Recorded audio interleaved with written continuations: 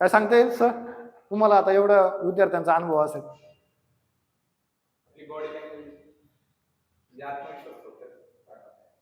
नाही तो अभ्यासातच आला ना. भीती का वाटते? आता बरेच जण असे पण बोलतात, मग भीतीचं काय त्याच्यामध्ये? बॉडी लँग्वेज नसते तरी खूप जण बोलतात ना, बॉडी लँग्वेज नसते तरी असंच बोलतात, काही जण असेच बोलतात. येऊ द्या, काय व्हायचं तेव्हा द्या. ठीक आहे, चला खूप वेळ नको करायचा आपण. पहा, भाषणाची भीती दूर करण्याच्या अनेक उपाय आहेत, पण मी तुमच्यासाठी फक्त 2च उपाय सांगणार आहे. एक तर त्या विषयाचा अभ्यास करा आणि दुसरा सराव करा. आता अभ्यास करा म्हणजे काय करा? तर एक वाचन. काय? वाचन. वाचनाला पर्याय नाही. काय म्हणतोय मी? पहा, तुम्हाला जर चांगलं बोलायचं असेल ना, चांगलं, तर वाचनाला पर्यायच नाही. ओके, ऍग्री आहात सगळेजण? वाचनाला पर्याय नाही जर तुम्हाला चांगलं बोलायचं असेल तर. आणि जर फक्त तुम्हाला 5 मिनिटं बोलायचं असेल, खूप तर खूप 10 मिनिटं बोलायचं असेल, तर तुमचं वाचन नसलं तरी चालतं.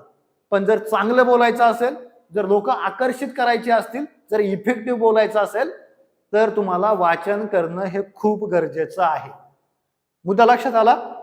बरं, मला सांगा आता की कोणत्या विषयावरती वाचन करायचं? साळवे सर, कोणत्या विषयावरती वाचन केलं पाहिजे? आता मी तर म्हणतोय वाचन करा, मग कार्टून पण वाचनच झालं ना, कार्टूनचे. बरोबर.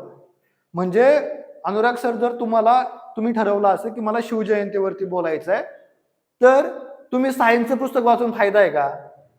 तुम्हाला काय वाचावं लागेल? तर छत्रपती शिवरायांचं चरित्र वाचावं लागेल. बरोबर ना?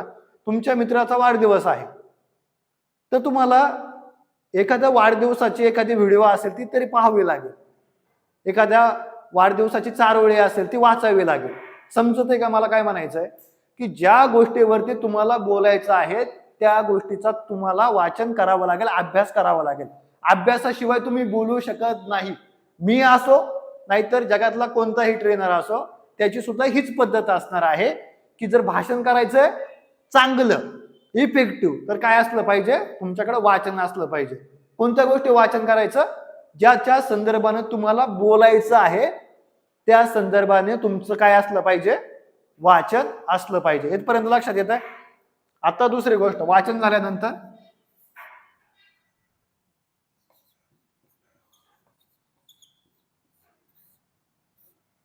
ऐक नाही, भाषण जर तुम्हाला शिकायचं असेल, भाषण करायचं असेल, तर तुम्हाला वाचनाशिवाय पर्याय नाही. अगदी त्याचप्रमाणे तुम्ही ऐकायला सुद्धा पाहिजे. म्हणजे एक खूप चांगलं वाक्य आहे आणि ज्याला ज्याला चांगलं भाषण करायचंय त्या प्रत्येकाने ते वाक्य आपल्या काळजात ठसवून ठेवावं असं वाक्य आहे. ते वाक्य तुम्हाला सांगतो, तुम्ही ऐकलंय की नाही मला माहित नाही, पण चांगला वक्ता कोण असू शकतो? काय सांगता येईल? चांगला वक्ता कोण असू शकतो? तर जो चांगला श्रोता आहे तो. चांगला वक्ता कोण? जो चांगला श्रोता आहे. पहिल्यांदा तुम्हाला ऐकावं लागेल. विचार करा, मी तुम्हाला आज शिकवतोय, तुम्ही शिकवत असताना माझ्याकडे पाहताय, माझं बॉडी लँग्वेज शिकताय, बरोबर ना? सगळ्याच गोष्टी माझ्याकडे पाहताय. असं आहे का की मी सर्वश्रेष्ठ आहे, को मीच परफेक्ट आहे? नाही ना. तुम्हाला नियोजन करावं लागेल. जसं माझं पाहताय तसं तुम्हाला अनेक मोठ्या वक्त्यांचं ऐकावं लागेल. तो बोलतो कसा, तो आवाजात चढ उतार करतो कसा, तो सुरुवात करतो कसा, तो चारोळीने सुरुवात करतोय की तो उदाहरणाने सुरुवात करतोय, नेमकं तो करतोय कसा? बरोबर ना? ज्याला क्रिकेट शिकायचंय त्याने फक्त सचिन तेंडुलकरचं क्रिकेट पाहून नाही जमणार ना, त्याला धोनी पण पाहावं लागेल, त्याला वीरेंद्र सेहवाग पण पाहावं लागेल, विराट कोहली पण पाहावं लागेल. प्रत्येकाची क्वालिटीज वेगळी आहे, पण हे गरजेचे आहेत ना. सगळ्याची क्वालिटी वेगळी आहे, ते गरजेचं आहे. तसं तुम्हाला ऐकावं लागेल. जर तुम्हाला शिवाजी महाराजांवरती बोलायचं, जर तुम्हाला बाबासाहेबांवरती बोलायचं, जर तुम्हाला अण्णाभाऊ साठेंवरती बोलायचं, तर ह्याच्या विषयाच्या संदर्भाने जे जे मोठे वक्ते बोललेत ते तुम्हाला पाहावं लागेल. पाहायचं म्हणजे असं पाहायचं का फक्त? तर त्याचं अनालिसिस करायचं. जसं तुम्ही एखादा प्लॅन जर आला तर अनालिसिस करत असाल, बरोबर ना? तुमच्या कंपनीमध्ये जर तुम्हाला एम्प्लॉय जर हायर करायचा असेल तर तुम्ही क्वालिटीज पाहत असाल ना त्याच्या, बरोबर ना? तर अगदी त्याचप्रमाणे अकबर सर, अगदी त्याचप्रमाणे जर तुम्हाला तुमच्या प्रोडक्टचं मार्केटिंग करायचं असेल तर अनालिसिस करावं लागतं ना, की जरी 10 माणसं बसलीत 10च्या 10 माणसं काय आपलं प्रॉडक्ट घेणार नाही, तिथं 2-4च लोक घेणार असतात. तर तुम्हाला लगेच कळलं पाहिजे की कुठं जास्त लक्ष द्यायचं. सेम तसंच की कोणतंही भाषण ऐकत असताना फक्त ऐकायचं म्हणून ऐकायचं नाही, तर तो नेमका कसा बोललाय, आवाजातला चढ उतार कसा करतोय, उदाहरण कसं देतोय, अगदी त्याच वेळेस त्याच्या चेहऱ्यावरचे हावभाव कसे आहेत हे तुम्हाला बारकाईनं पाहावं लागेल. आणि हे पाहत असताना तुम्हाला ते सारखं पाहून पाहून पाहून ते तुम्हाला कळून येईल की नेमका प्रॉब्लेम काय आहे. बऱ्याच वेळेस पाहत असता तुम्ही की जे मेडिकलचे जे स्टुडंट असतात त्यांच्याकडे लगेच काही ऑपरेशन करायचं असेल तर लगेच त्यांचे इन्स्ट्रुमेंट दिले जात नाहीत. त्यांना पहिल्यांदा पाहावंच लागतं की जे सिनियर डॉक्टर कसं काम करतात ते निरीक्षण शक्तीनं हळूहळू हळूहळू झाल्यानंतर त्यांच्या हातात ते साहित्य दिलं जातं.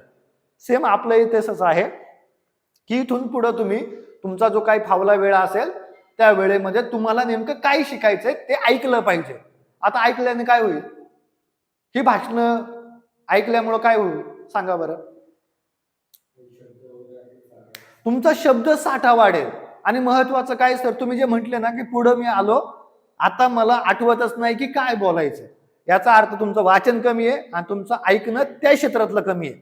म्हणजे मी हे मान्य करेल की तुमचं जे क्षेत्र आहे जिथं काम करताय त्याचं वाचन तुमचं नक्की चांगलं असणार आहे, कारण तुम्ही त्या पदावरती आहात.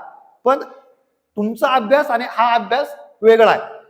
तुमच्या अभ्यासाची लँग्वेज आणि ही लँग्वेज पूर्ण वेगळी आहे. डिझाईनला जे काही शब्द येतात किंवा तुम्ही ज्या ठिकाणी काम करताय ते जे शब्द येतात किंवा अकबर सर जे शेती क्षेत्रात मांडतात जे शब्द ते वेगळे, आणि इथं समाजामध्ये जर तुम्हाला बोलायचं असेल तर हे पूर्णपणे वेगळे आहेत. तर तुम्हाला शब्द साठा वाढवावा लागेल. शब्द साठा म्हणजे तुमचं हत्यार आहे. लढाईला जर जायचं म्हटलं तर तलवार ढाल पाहिजे ना, की असं म्हणता येईल येऊ द्या कोणाकडे तलवार आहे ती तलवार येऊ द्या, बंदूक येऊ द्यात, मी असा उभा राहतो म्हणून जमेल का. बऱ्याच जणांचं भाषण कलेमध्ये मी पाहतो हेच होतं. अभ्यास आहे का सर, नाही, पण मी बोलतो. मग तो हातात माईक घेणार आणि म्हणजे बोलायला सुरुवात करणार. तेच रिपीट कॅसेट, एका ठिकाणी पण तेच, दुसऱ्या ठिकाणी पण तेच, तिसऱ्या ठिकाणी पण तेच. शेवटी वेळ अशी येते की खालचा माणूस म्हणतो मी सांगू का काय बोलणार आहे. आता हा म्हणेल नमस्कार बंधूंनो, आज मी तुमच्या समोर भाषणाच्या 2 गोष्टी सांगणार आहे. काहीतरी वेगळं पाहिजे ना. येतंय का लक्षात. सेम आपल्या भाषणामध्ये वेगळेपण कधी येईल, ज्यावेळेस आपण वाचन करू, ज्यावेळेस आपण ऐकू. मला एक गोष्ट सांगा, ऐकल्याच्या समजा शिवजयंतीचं समजा तुम्हाला भाषण करायचंय, बरोबर ना. अनेक वक्ते आहेत, बरोबर ना. नितीन मानगुडे पाटील आहेत, त्याचप्रमाणे अनेक वक्ते आहेत. तुम्ही अनेक वक्त्यांचं ऐकून तुम्हाला जर एखादं उदाहरण भावलं तर ते याचं तुम्ही कॉपी करू शकता की नाही, कॉपी करून ते मांडण्याचा प्रयत्न करू शकता की नाही. फक्त हे करत असताना जो संदर्भ आहे तो खरा आहे की खोटा आहे हे तुम्हाला तपासून घ्यावं लागेल. नाहीतर तो उभा राहिला, त्याने एकदम आक्रमक भाषण केलं आणि त्याचा संदर्भ नाही आणि ते तुम्ही मांडलं तर फास आपल्या गळ्यापर्यंत येईल. आणि भाषण हे दुधारी तलवार आहे. इथं घरं बसतात पण आणि घरं पेटतात पण, घर उद्ध्वस्त पण होतात. त्यामुळं एखादं वाक्य जरी तुमच्याकडून चुकून गेलं तर तुम्हाला उद्ध्वस्त व्हायला वेळ लागणार नाही आणि तुमच्या सकट म्हणजे आपल्या बोलण्यामुळं चांगलं पण होऊ शकतं, वाईट पण होऊ शकतं. त्यामुळं जरा आपण ऐकत असतो तरी आपण त्याच माणसाचं ऐकायचं की ज्याचा अभ्यास असेल. नाहीतर तो चुकीची उदाहरणं देतोय ज्याला अभ्यास नाहीये, तर ते काही व्यवस्थित असणार आहे का, तर ते व्यवस्थित असणार नाही. तर विषयाचा अभ्यास असणार आहे. तो अभ्यास कसा करायचा, तर वाचन हा तुमचा प्राथमिक स्रोत असेल. वाचन काय असेल, प्राथमिक स्रोत असेल आणि ऐकणं हा काय द्वितीय स्रोत असेल. पण गरजेचं आहे, बरोबर, ते गरजेचं आहे. जसं की निवृत्ती महाराज आहे, त्यांचं तुम्ही ऐकलं तर त्यांच्यातला एखादा विनोद तुम्ही तुमच्या भाषणामध्ये वापरू शकता की नाही, वापरू शकता ना. विनोदाला तुम्हाला कोणी काही म्हणणार आहे का. फक्त तो विनोद हा पुढे जाऊन क्लॅशेस निर्माण करणारा नसावा. हे 2 गोष्टी लक्षात आल्या. भाषणाच्या अभ्यासामध्ये कसं अभ्यास करू शकता, एक तर तुम्ही वाचन करू शकता, त्यामुळं तुमचा अभ्यास असेल की किमान मी अर्धा तास वाचायला सुरुवात करा. यातून शब्द तुमचे मेंदूला शब्द येतील, शब्द तुमच्यात आत्मसात होतील. कारण तुमचं प्रत्येकाचं प्रोफेशन वेगळं आहे आणि इथं बोलण्याची शब्दावली वेगळी आहे. इथं कोणाला प्रॉब्लेम येत नाही माहिती आहे का, सांगा बरं कोणत्या फील्डला प्रॉब्लेम नसेल येत.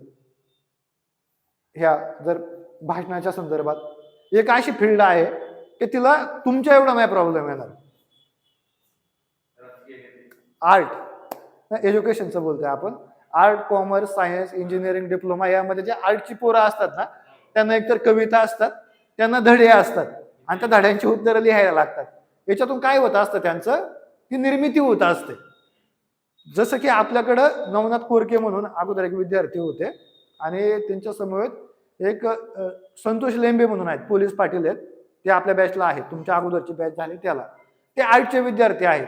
तर त्यांना कोणत्या विषयावरती जर म्हटलं ना की बोला तर ते डायरेक्टली बोलतात. का तर ते आर्टचे विद्यार्थी आहेत, त्यांच्याकडून हा विषय घेतलेला आहे, तर तुम्हाला अभ्यास करावा लागेल. ओके, हे दोन गोष्टी लक्षात आल्या, वाचणं आणि ऐकणं. याच्यावरती 80% फोकस आणि ऐकण्यावरती 20% फोकस. कारण इथं जेवढं तुम्ही लक्ष देऊन ऐकणार ना त्याचे तुम्हाला नोट्स काढता येतील किंवा ते मांडता येतील. आणि ऐकणं. ओके, आता सराव. सराव कसा करू शकता तुम्ही, साध्या 2 पद्धती आहे. सराव कसा करायचा, झोपलोय मस्तपैकी, 2 पाय खाली आहेत, हात असे केलेत आणि चाललाय सराव, जमेल का करून?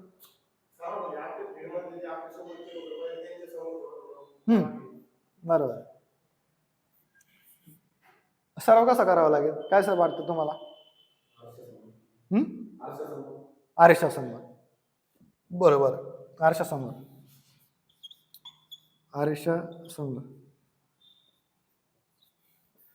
अजून आता सध्या खूप चांगली टेक्नॉलॉजी आहे, मोबाईल. मोबाईल सारखी टेक्नॉलॉजी आपल्याकडे आहे, तिचा पण वापर आपण केला पाहिजे. कारण आरशासमोर आपण बोलल्यानंतर आपल्याला 10 मिनिटांनी किंवा 15 मिनिटांनी लगेच अनालिसिस होईल का आपण कसं बोललो. पण जर तुम्ही मोबाईलवरती ऍज जर शूटिंग काढली तर तुम्ही कधी सुद्धा इझिली पाहू शकता की आपलं कुठं चुकलं असेल. आपला आवाजात चढ उतारला चुकलं, की आपले जे चेहऱ्याचे हावभाव आहेत ते बरोबर नाही झाले, की आपले हातवारे नाही झाले, नेमकं झालं काय हे तुम्हाला कळू शकतं. तर एक आरशासमोर आणि दुसरं काय, मोबाईल. आणि जो तिसरा टप्पा होता तो ऍक्च्युअल इथं प्रॅक्टिस तुमची परफेक्ट झाली, नंतर तुम्ही तुमचे मित्रमंडळी असतील, नातेवाईक मंडळी असतील, की जे तुम्हाला सपोर्ट करणारी ज्या व्यक्ती असतील, काय म्हणायचंय मला, सपोर्ट करणाऱ्या ज्या व्यक्ती असतील त्यांच्यासमोर तुम्ही सराव करू शकता. पण कधी, ह्या 2 गोष्टी झाल्या नंतर. ओके, इथं मी लिहितो की मित्रमंडळी, नातेवाईक मंडळी,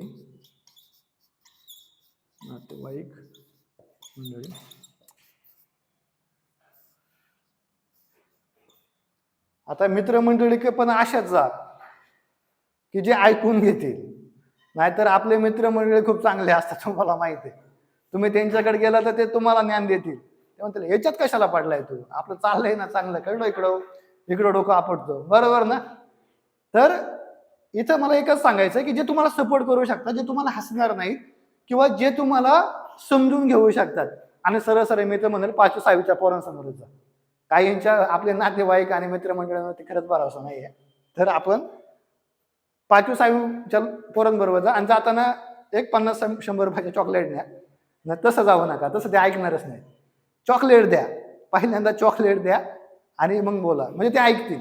माझं काय म्हणणं आहे, तुम्ही किती चांगले बोलत किंवा वाईट बोलत हे बाजूला ठेवा, तुम्ही 5 मिनिटं बोललात का तुमच्या हे लक्षात येईल. आलं का लक्षात?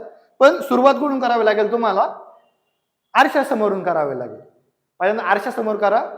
तुम्हाला आरशासमोर तुम्ही 5 मिनिटं चांगल्या पद्धतीने बोललात की मग मोबाईल समोर बोला. कारण ती तुमची एक स्मरणीय किंवा तुमच्याकडे तो डाटा जतन होईल की जे तुम्ही कधीही पाहू शकता. आणि त्यानंतर तुम्हाला एकदा विश्वास आला तिथं की तुम्ही कुठं बोलायचं, मित्रमंडळी, नातेवाईक मंडळी यांच्यासमोर तुम्ही बोललं गेलं पाहिजे. आणि तो तुमचा व्यवसाय असेल किंवा जे तुम्हाला जगासमोर मांडायचे ते मोबाईलवरती येऊ द्या. मी म्हणतो एकदा नाही व्हिडिओ बरोबर आला ना 1000 वेळा काढा, काय फरक आहे का आपल्याला, काय पैसे द्यावे लागतात. एकदा व्हिडिओ नाही आला 50 रुपये कट, दुसऱ्यांदा व्हिडिओ नाही आला 150 रुपये कट, असं आहे का? मोबाईल तुमचा आहे, काय पैसे घालवायचे तुम्ही घालवलेत, बरोबर ना. असं पण आपण तो रील पाहण्यासाठी वेळ घालवतोयच ना, तर आपण आपल्या ग्रोथसाठी घालवू ना. रोज आपण एक जरी व्हिडिओ बनवले ना तरी तुमचं कम्युनिकेशन स्किल 6 महिन्यात वाढेल सर. काय वाटतं तुम्हाला? रोज जरी असं स्टँड घेतलं, काय खूप महाग नसतं स्टँड, 450-500 रुपये, असं स्टँड ठेवलं, समोर कॅमेरा ठेवला, रोज जर तुम्ही एक व्हिडिओ काढली कोणत्या विषयावरती, तुम्हाला जो विषय लोकांसमोर मांडायचा त्या विषयावरती रोज जरी तुम्ही अशी हातवारी करत राहिली ना 6 महिने म्हणतोय रोज, तरी ऑटोमॅटिकली तुमचं इफेक्टिव्ह बोलणं होणार. बरोबर ना? तर तुमच्या लक्षात आलं हे मुद्दे. आरशासमोर मोबाईल आणि मित्रमंडळी, नातेवाईक मंडळी किंवा जे काही लहान मुलं असतील पहिल्यांदा त्यांच्यासमोर बोलायला सुरुवात करा. त्यानंतर काय करायचं की जे तुमच्या जवळपास समजा सर तुम्ही जिथं काम करताय, तुमच्या हाताखाली जे कर्मचारी असतील 15-20 लोक, बरोबर ना, त्यांच्या समोर बोलायला सुरुवात करा. हळूहळू तो टप्पा वाढवा. जिथंही शक्य होईल तिथं बोलायला तुम्ही सुरुवात करायची. लहानापासून सुरुवात करायची. लगेच मोठ्या माईकवरती बोलायचं नाही. नाहीतर मी इथं शिकलोय, आता 1000 लोकांसमोर मी बोलतो, असं करायचं नाही. आपल्याला हळूहळू खायचं, कारण ते जिरलं पण पाहिजे ना साहेब. लगेच मोठे घास घातले तर जिरणार आहे का? तर व्यायाम करताना सुद्धा तुमच्या अंगाला एक सवय व्हावी लागते वजन उचलायची. हळूहळू वजन उचलू आणि आपण पुढे जाऊ. ठीक आहे. भाषणाची भीती आणि उपाय लक्षात आले. हे होते तुमचे उपाय. आरशा समोर बोलणे, मोबाईल समोर बोलणे, मित्रमंडळी, नातेवाईक मंडळी किंवा लहान विद्यार्थी. सर तुमचा तर सरावाचा काही विषय नाहीच आहे. तुमच्याकडे लहान नाही मोठी मंडळी सगळी, बरोबर ना? शिक्षक असल्यामुळे तुम्ही त्याच प्रवाहातून जात असता. विषय लक्षात आला? याच्यावरती काय अडचण आहे का तुमच्या? ह्या टॉपिक वरती काय अडचण आहे का? की काही असं जे समजून सांगितलं ते काही राहिलं किंवा समजलं नाही असं काही?